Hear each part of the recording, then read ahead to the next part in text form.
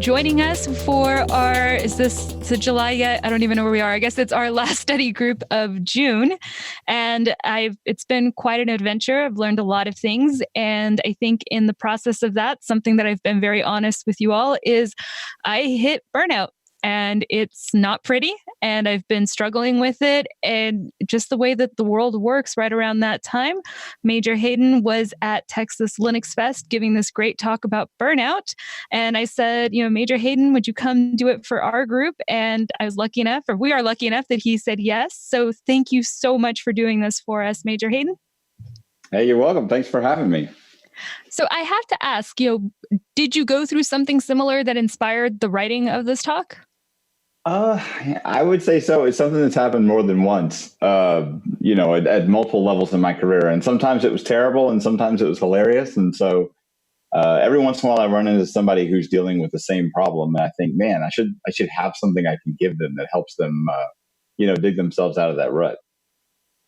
All right. Well, I will let you kick off, and I will keep an eye on the RSC channel and kind of ping in with questions. And for those of you in the Mumble room, please come share your stories, ask your questions. This is the time that I guess for all of us just to open up. I know, Major, quite a few people were hitting us up on Twitter, sharing their stories and being brave enough to even show their photos of how burnout, affected them physically. And I think that has just been an amazing lifeline for me. Awesome. Well, no, I'm glad I was able to help. And yeah, I've seen some of the stuff on Twitter as well. And it just highlights more of the importance of being able to talk about this and being able to understand and path out. So, all right. Well, go ahead and kick us off. All right. So yeah, as Elle was saying, I did this talk at Texas Linux Fest. I could not come up with a title. And so a very nice fellow named Jerry Chen on Twitter said, why don't you just say you're too burned out to name it? And so that's where the title came from. So we'll go through a couple of anecdotes in here, and then we'll talk about, how to recognize the symptoms of burnout and then how to dig yourself out from it. So a quick bit about me. I work on kernel testing automation at Red Hat. We call it the CKI project. If you ever use this terrible website called icanasip.com, I'm the one who runs that, or at least tries to catch up with all the people who are trying to use it. I do ham radio. That's very exciting. And I hoard domain names. So if you have any idea for a new domain name, please don't tell me because I'll have to run out and buy it. And then my wife will question my life choices. All right. So before we get started, I did a talk about imposter syndrome as well. And I put this at the front. I think there are certain situations where burnout can be dealt with. And it's like, oh, I'm just in a temporary spot. Let's figure this out. But sometimes there's underlying problems that are harder for certain people to deal with. So I'm definitely not a mental health professional at all. So if you need this help or you know someone who needs more help, be there for them and be there for yourself and ask those questions and lean on somebody. So this is the last sad slide I think I have in the deck, but I just want to make sure I cover that. So as we get into it, work environments are different. Startup environments are very challenging places. I've worked in these before. It's very fast paced. There's high demands. People want to eventually turn a profit. There's all these pressures that are on you, but yet at the same time, you get all these freedoms to go and do all these things that you normally wouldn't have been able to do before. And so if we really sit down and think about it, inside of a startup, your sphere of control is very large relative to the company. So if your company is making something and there's only 5 to 10 to 20 of you, the things that you go into a meeting and say, it's like, man, we should do this, or we should change the way we do this. It makes huge effects on the company, which is really rewarding, in the vast majority of situations. The only challenge is sometimes is that no matter what you do inside that company and what you change, you're still very small in a big pond. There could be big players in your market. There could be a ton of small players in your market. There could be one giant player in your market, and it can be very frustrating to say, man, I have a lot of control locally in my own startup, but then the control I have outside of that is so small.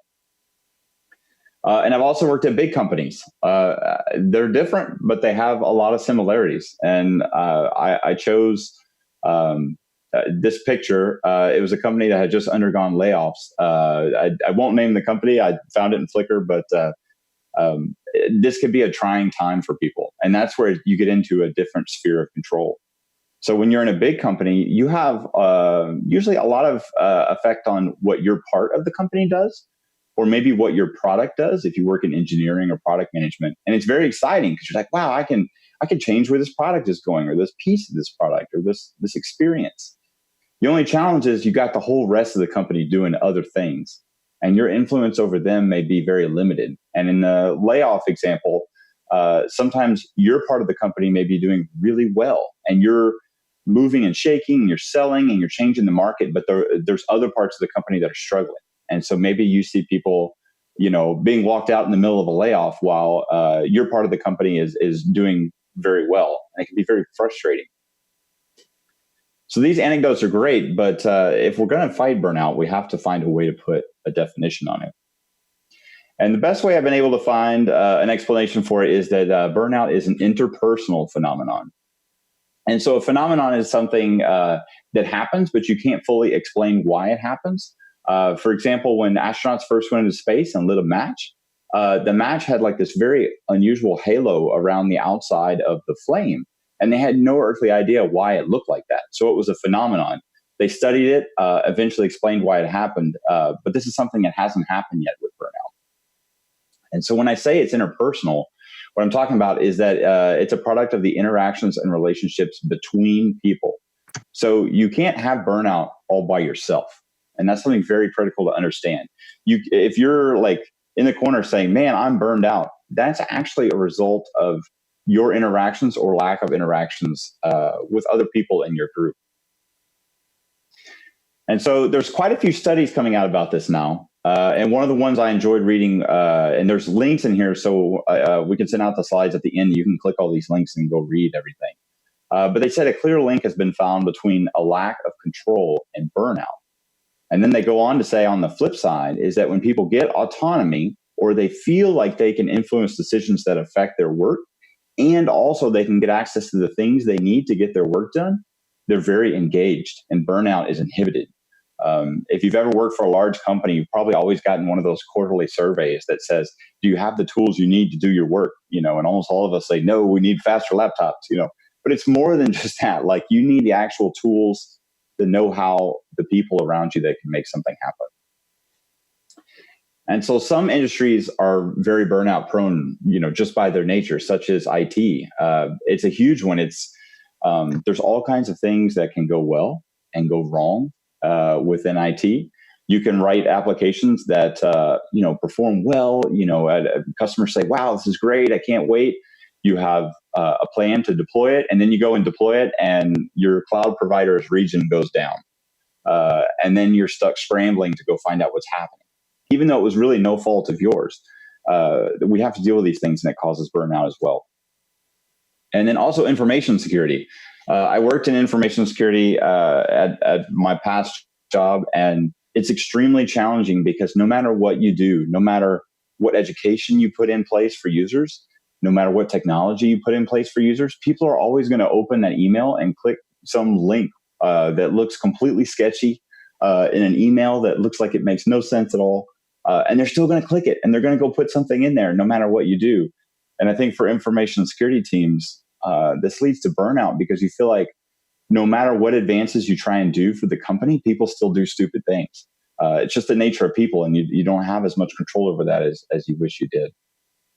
And then finally, emergency medicine. So I was an EMT for several years right out of high school. And it's very challenging on multiple levels. One is you see people at their worst. So you don't get a chance to help somebody earlier on before they got into a bad situation. Maybe it's somebody that smoked for a long time that then had issues, or maybe somebody that had too much to drink and got in a car. You run into all these situations where you only catch like the last 5 minutes. You catch this person when they're absolutely at their worst. And you're very limited in what you can do to get them back on their feet. Usually your job is just to stabilize them and get them to the hospital as quickly as possible, but you don't get to be part of that recovery, and you don't really get to be part of the steps before it. So it can be very frustrating because you just see the same calls over and over. And so my wife is a physician assistant, and I sat on the sofa and I was telling her I was making this talk, and she's like, yeah, I understand burnout. And she said, it's hard to do a job where you do a really good job, but then have bad outcomes. You get into those what ifs, and if you can't shut it off, it's really hard. She has that happen with her patients a lot. She'll come home and talk about a patient where she's like, man, if the mom would help the child out better, or if the child had come to me a year earlier, or, all this kind of thing, that you feel like you would have more control over that patient's outcome. She's also really mad at me because I copied her quote verbatim, and she says it shows bad grammar, but I think it's fine. So some people say that being busy is a fix for burnout, and it's not. Some people say, well, hey, I have so much to do, or our company's moving so fast. I constantly have to take our product in new directions, or meet new people, or fly to other places. I can't be burned out. I'm too busy. So you get stuck into this world called the busyness paradox.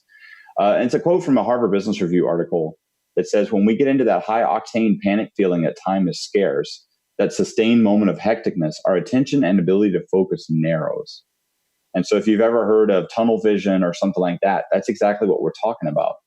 And if you really step backwards and think about it, if you think about humans back when we lived in caves, if you were constantly getting chased by a bear and the bear wanted to eat you and your family, your focus quickly goes from, all these things that you want to do to where is the bear? Is the bear coming? Is it nearby? Do I have enough weapons to get rid of the bear? Who's the bear going to come after? So you get this tunnel vision. And we do the same thing when we get into this busyness paradox.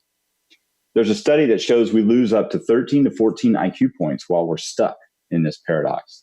And that's really interesting because the average IQ is something around 109 or 110, depending on how you look at it. And so that's about a 10% plus drop. So that's very significant. And if you think about it, if you're an executive in a company, especially in a startup, and you want your people to think broadly and be able to think outside the box, you definitely want to keep them out of this paradox. And so I found a really good quote on Twitter that I wanted to share. And Dave Anderson says, burnout should be eligible for workers' comp, but that will require a shift towards accepting that mental injuries are a thing that employers are on the hook for. So if you stop and think about that for a second, with the last comment I gave you about, if you're an executive in a startup, you don't want people to get stuck in the busyness paradox. This is kind of going in the same direction. Is it saying, well, wait a minute, if a business causes their people to be burned out, and that is a known medical condition, would they be eligible for workers' comp in these type of situations? And that could change the way executives look at this entirely. And so when I've talked to people about this before, they were like, well, how do I know if I'm burned out? So there's three strategies that were listed, or three stages rather, that were listed in an article in EMS World that was focused on emergency medical providers out in the field and the challenges that they have. And these are the three stages that they went through. And it's very oddly similar to what I've seen in IT. And the first off is emotional exhaustion. And that's where you start picking up that negative attitude.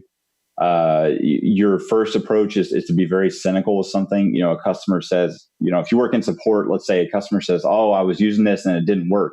Your first thought is like, oh, customer, what did you do? Rather than, oh man, like, let's get to the bottom of it. You also go home feeling physically and mentally exhausted. There's a difference between doing a great job at work and moving the needle, and then coming home and being tired because you've really done something amazing during the day. But there's nothing to come home and just be completely exhausted and not know where to start the next day. And that's the first stage. The second stage, they call depersonalization. And that's where you really start hammering on that people deserve what they got. That's where, if a customer says, hey, I used your software and it broke. And it's like, well, you didn't use it right. Or, you didn't read the manual or something like that. You see this a lot in Linux forums of various types. And you start to subvert other people and dehumanize them. And dehumanizing is more of, using offensive, like dark humor to make people not be humans, turning customers into, coworkers into animals and things like that with the way that you talk about them. It can really get into a bad spot. And the last part is where you just lose all satisfaction and feeling of accomplishment. So you got no love for the work, no love for the workers. You just hate being at the workplace, and you just feel like you're stagnant. And so when I mean stagnant, I mean stagnant in your career. Like you feel like you're not moving ahead. Maybe you're going backwards, or you're just staying in the same place every day. This is where I think of the fellow in Office Space that's just like, I'm just not going to go to work anymore. That guy was completely burned out. He'd gone all the way to stage 3, and he had no love for anything at the office. But somehow he went through this like sinusoidal thing where he came up on the other side and felt great. So I don't know. I don't have that included in the presentation, but that's a good movie to watch if you want to use that method as well. And so the next part we get to is we say, okay, well, if we know how to identify it, how do we come back out of it? And so there's a few different ways. But the most important thing to remember, and I love this sign, where it says, never in the history of calm down has anyone calmed down by being told to calm down. And what I'm getting at here is that you can't simply tell someone to stop feeling burned out, or you can't simply tell someone, hey, well, you've got a great job. Why are you complaining? I don't have a job. It doesn't matter. Like, this is still a problem that you have to deal with. A speaker that I heard one time says, you cannot take away someone's experience. If someone has an experience and the experience is terrible, you can't say they didn't experience that. You can't say they had those feelings. So in essence, you have to find out the source of the burnout to get rid of it. Now I want to go to this ice cream place and find that sign. So to start coming out of this, you have to start embracing constructive behaviors. And so I put both these up here. I hate putting bullets on slides, but I think it's nice to compare and contrast the left and right side. So on the constructive side, you want to share your feelings with people in some way. For some people, they love transforming them into like just tangible things. Sometimes it's memes. I don't know if everyone's had office memes inside their own office and things like that. For some people, it helps to write about it, whether it's a blog post or a strongly worded email. I don't generally recommend those. And take time off, but I'll talk about that in detail in a little bit. But it all comes around to having those healthy interactions with other people and being able to talk openly. On the destructive side, you want to avoid anything that changes who you are or puts barriers up between you and people who could potentially help you. So you also have to make sure to never give in to the suffering and never believe that you deserve to be burned out. Never feel like, oh, well, I got this amazing job and they're paying me a ton of cash. And so, well, I just asked for it. I'm just going to have to work through it. No, it doesn't work that way. You need to find a change within your work. And we'll go through that next. And so the 3 paths to recovery that I've come up with on my own and have used in the past are pretty simple. Get in, get up, and get out. And so I'll go through what each one of these mean. And so for get in, we're talking about this is where you recommit to your work. This is where you say, you know what? I love this job. There's things about it that I don't like. I want to find a way to make it work. And this, I'm going to change who I am and tell people that I'm going to change who I am so that I can get on a better footing at my work. And so this one is really successful when you enjoy what you do and you enjoy your coworkers, but you're burned out. And if you've ever felt yourself saying, when someone says, well, why don't you just leave? And you're like, man, I love the people. Or they got that coffee in the break room that's just super tasty. Or there's just something like that. If you find yourself saying that, you've still got love for the work and the people and the workplace. And this might be a really good time to recommit. And so this is when you talk honestly with your manager and you say, hey, look, I'm burned out. And I'm burned out because, and start trying to find those ways of like, man, if I had more control over what work we do and what work we don't do, or if I had more control over the customer experience in these ways, these specific ways, that starts to change the narrative with your manager. And they may say, oh, wow, then that's something we can work on. As an example, in my past, I was very frustrated with how work was allocated between people. And I said, would you mind if before we planned our next sprint, if I could get our tickets in order and make sure that they all contain the right information so everyone knows what to do as soon as they look at the ticket? And my boss looks at me and was like, that's the job of a project manager. And I'm like, just let me do it. And he said, absolutely, just go ahead. And it helped me out quite a bit. And the last part, I'm terrible at this, but find ways to be more open with your problems before it becomes a big source of stress. So before it explodes and overflows, find a way to talk about it sooner in a concrete way. And so this will work for some people in some situations. In other situations, you do what I call get up. And this is where you take a break. But this is not just taking time off. This is taking a concerted effort to take a break. And I'll explain what that is here in a second. So this is when you enjoy some of what you do, but you don't feel fulfilled, or maybe you're stuck in that busyness paradox that we talked about before, where you're so busy that you just got tunnel vision on a certain thing. And what you do with this is you take real time off and do something you enjoy. That's the critical part. When I say real time off, I mean, you don't go home and just sit on the sofa and eat popcorn and watch TV, because then you'll start thinking about work. You'll pick up the phone, you'll see the work people emailing back and forth, and you'll get pulled right back in. And you have to do something you enjoy. Someone came up after the Texas Linux Fest talk and was like, I really love to do these things, but my family hates it. And I said, well, the point is to do something you enjoy. And he's like, well, then I'd have to leave my family behind, and go do this trip. And I'm like, well, that may be what you need to do.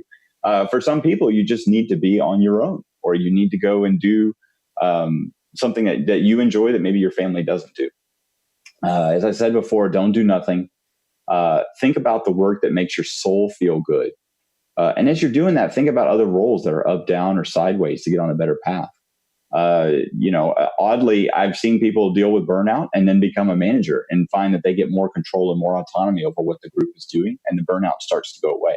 That's a little bit of an unusual one, but you may find that there's other positions within the company that make sense or will allow you to do, work that makes you feel more fulfilled and accomplished.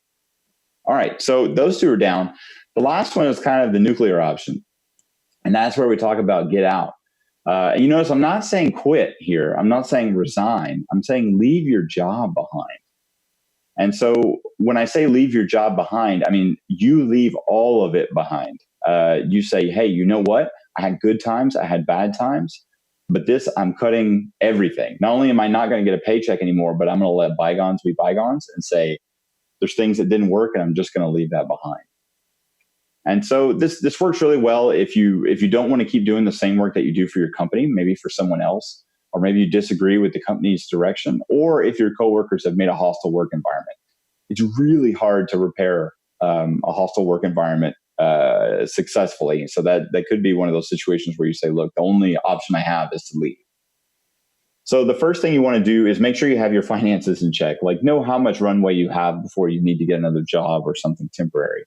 And take some time off between the jobs to detach. Make sure you're fully prepared to leave that job behind, not just quit. Find some friends that do what you like at other companies. It doesn't really have to be that you care about the company that they work for, but if you love, let's say, writing Python, and you have a friend of yours that just loves writing Python, he writes blog posts about it and all that, go to them and say, hey, what do you love about your job, or what about your job is good? And you may find they have techniques to deal with burnout in their work, or their company is a good place to work for. And the last thing, most important, don't burn bridges, don't rage quit, don't scorch the earth or leave abruptly. You'll need those connections later. You would much rather have your boss from your previous job say, hey, you know what? This person did great work for us. They kind of got in a rut and got stuck, and they made sure we were in a good place, and then they left, and we would be happy to have them back one day. Instead of someone's like, no, this guy got mad, threw his laptop across the room and jumped out a window, got in his car and drove off. You definitely don't want those kind of recommendations coming through. So if you don't remember anything from the talk, at least remember this part. The only way out of an interpersonal problem is through help from other people. You absolutely 100% cannot solve it by yourself.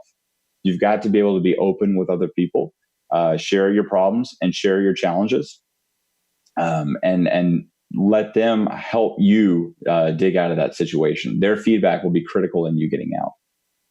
And you have to keep the lines of communication honest and keep the lines of communication open.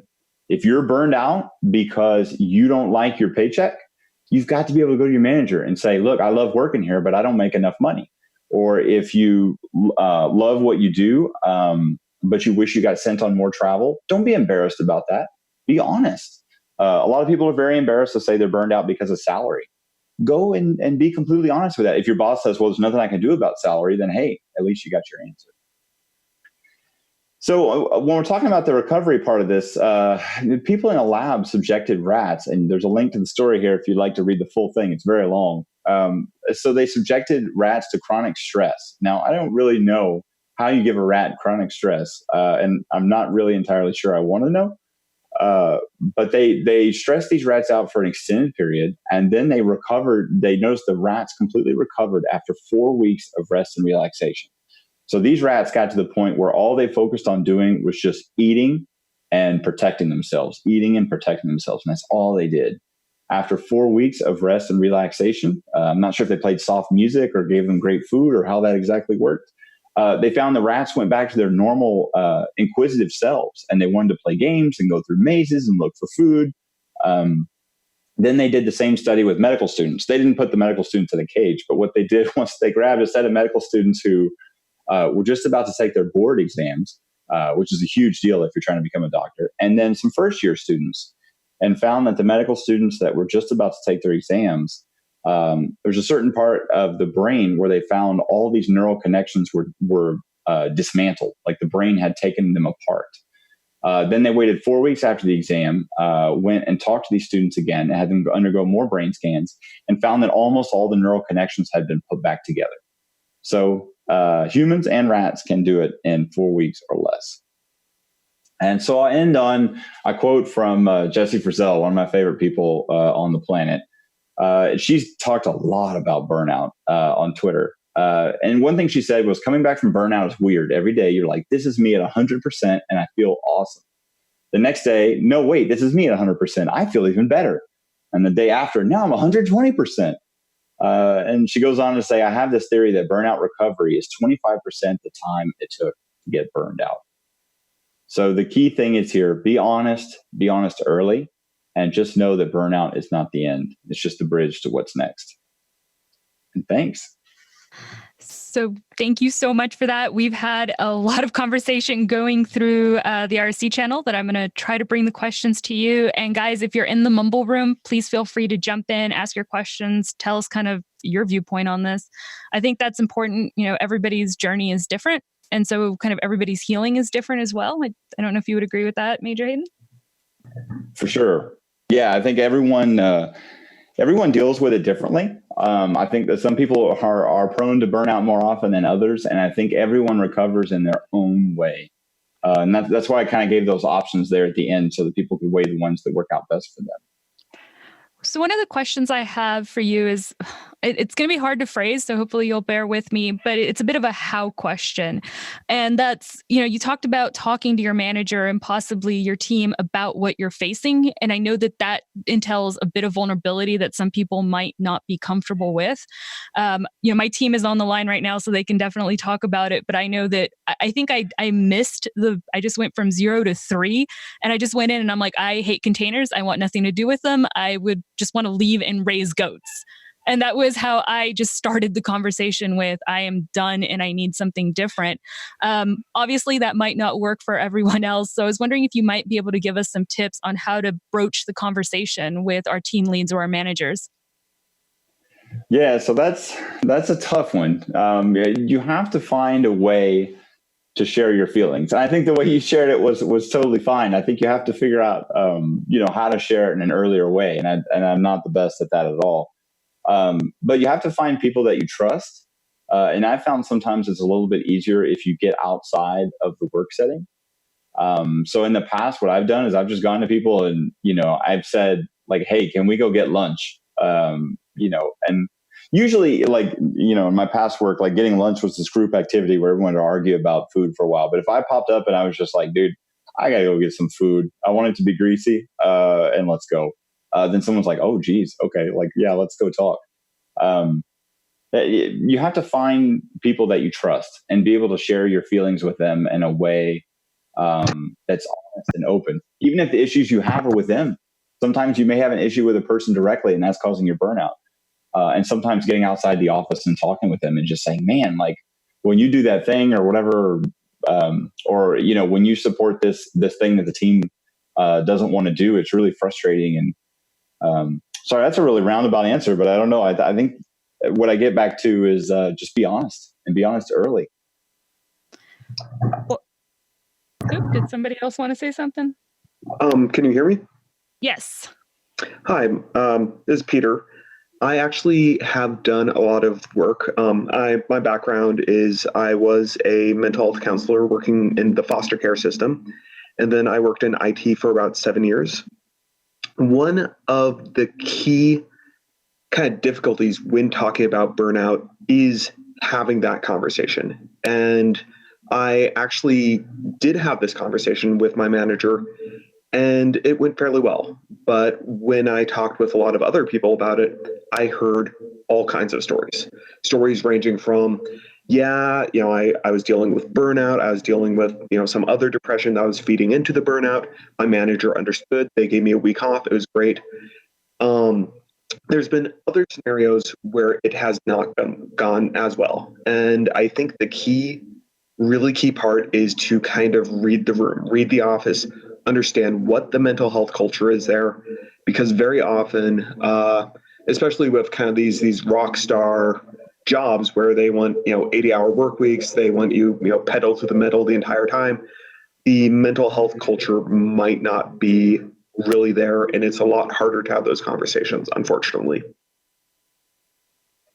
That's a really good point to make. Yeah, I agree with you 100%. Like, you have to have a good read on what's going on in the office before you start sharing. And I think there's a flip side to that too, where I think you need to, especially as you have team meetings and things like that, have a read on other people in the team.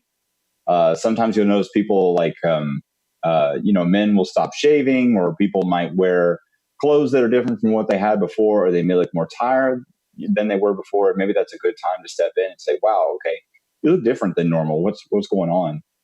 You're actually hitting on a really, really interesting point. One of the things that when I was working in foster care and I started looking at the symptoms of burnout there, because very often you'd have caseworkers who are spending 60 hours a week doing intensive work in a house where their lives were in danger. They're trying to keep the kid out of foster care, but the kid, has really violent urges. It's really bad. So one of the things that you kind of brought up was when you were working as an EMT, you would see the very end stages. And I think one thing that there aren't enough conversations about is existing mental health safeguards. So people don't know what their red flags are. So when I started working in tech, I knew what my red flags are. If I was growing a neck beard, I'm not okay. I need to talk to my manager, take a day or two off. And I think we have entered this culture in tech where we just don't believe that's a thing. We don't see our red flags. And then next thing we know, we're working 80 hours a week.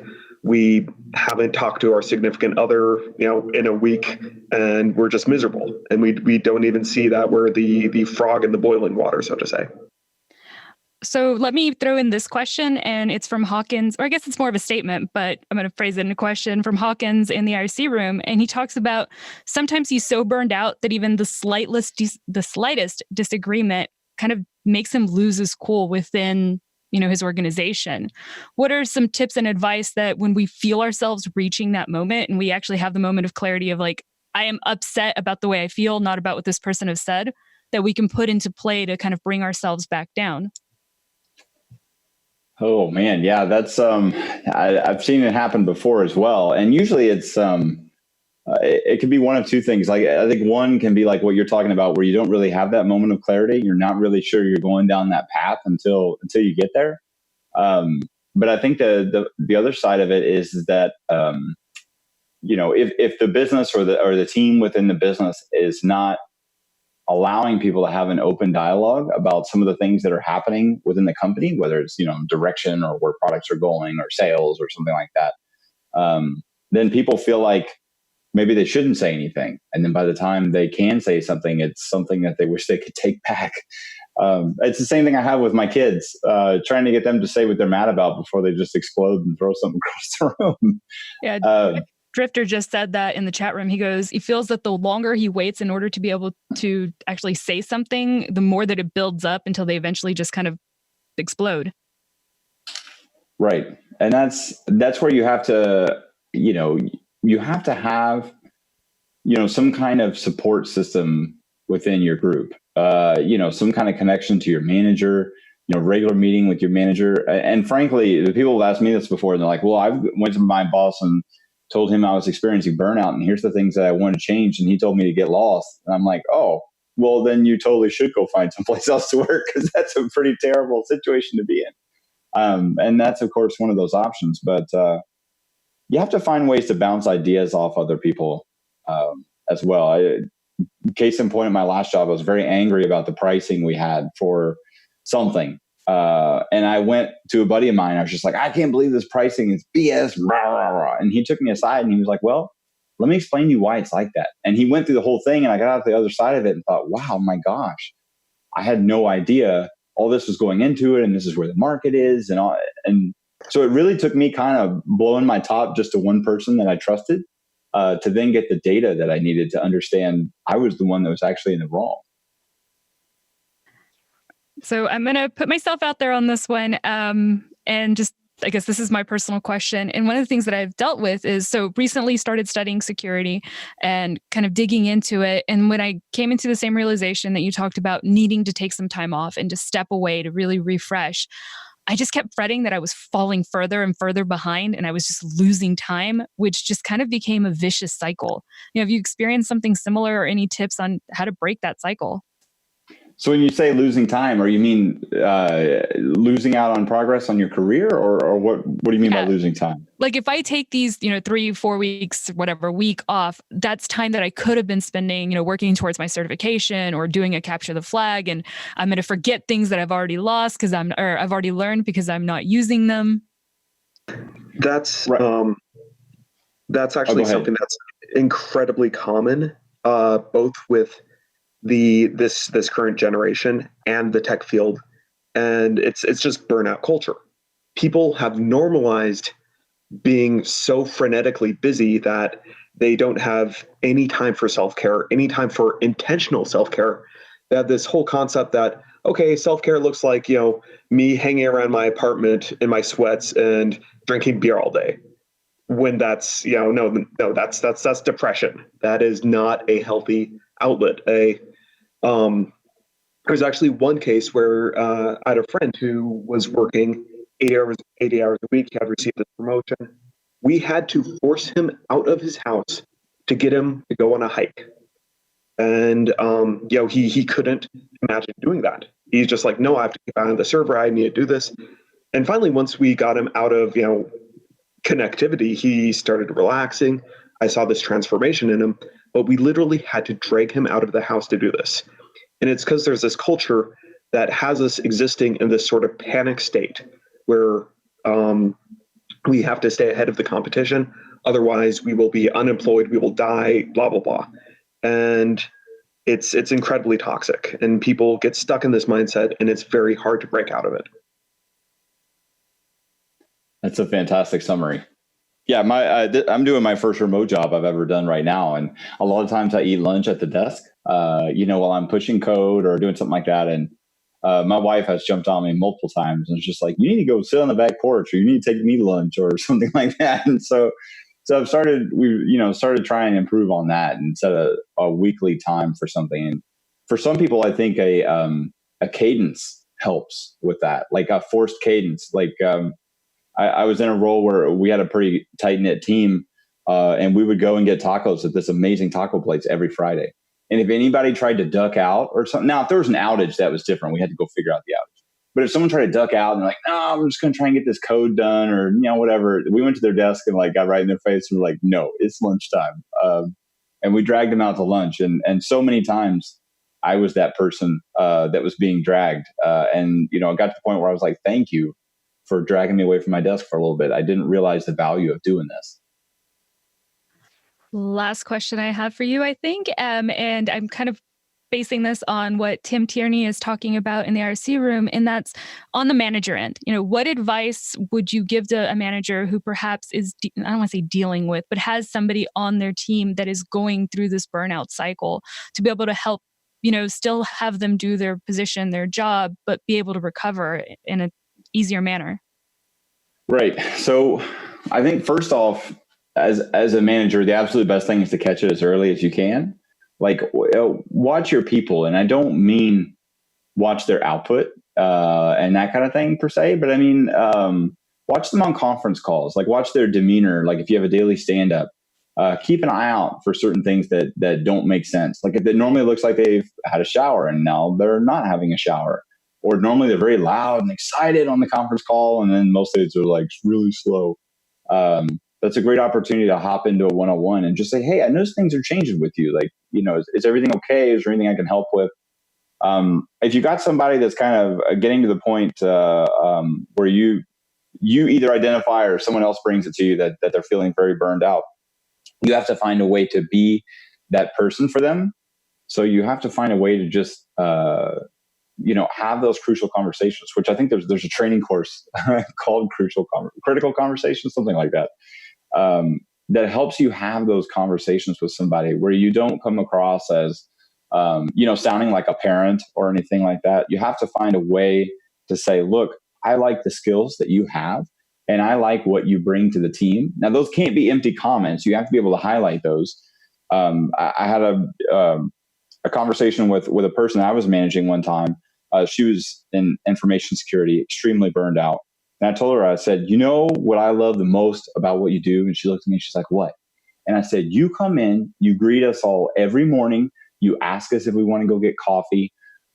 You're the first one to say, let's go meet with that group. You're the first one to just get us off our rear ends to go do something. And she looked at me and she's just like, no one has ever said anything to me like that before. And so sometimes you have to really sit down and say, what are the things I really value about this person that I would hate to lose, and make sure they know it. Because sometimes that can really help someone dig out of a rut. I guess we need to start wrapping things up to give the room back to our friends at Linux Unplugged, or yeah, I almost forgot the name of the podcast and I'm quite often on it. How embarrassing is that? Hey, it happens. But I did want to ask if you had any final resources that you'd be able to share with people if they wanted further information. I'll plug two of my favorite, which is OS Mental Health Illness, open sourcing mental health illness issues, and Hackers Mental Health. I think these are two great organizations you can find on Twitter. Any others that you know about? Oh, no. The first one that you listed was one that I've looked at before. I can't really think of any others off the top of my head right now. Oh, I had to steal it. I'm sorry. Well, That's fine. Thank you so much for joining us and sharing this with us. It was great to see the conversation in the chat room. So thanks for bringing this up and making it okay to talk about. Yeah, you're welcome. Thank y'all for having me on.